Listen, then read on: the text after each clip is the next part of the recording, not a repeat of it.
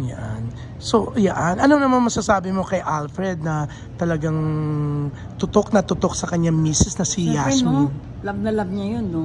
Tsaka ang hirap na hirap daw talaga yun sa pagbubuntis.